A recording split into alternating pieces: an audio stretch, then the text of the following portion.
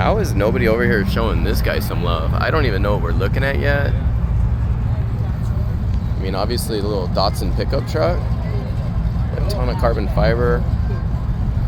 Flared out the body, put some bigger wheels and tires. It's JDM, y'all.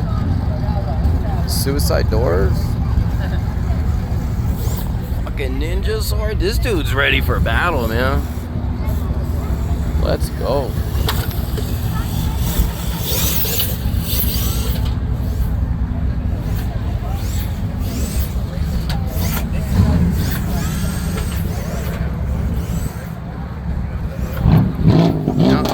Now I'm curious if anyone knows. Maybe he'll chime in when I post this. Let me know what's under the hood. I'm very curious now.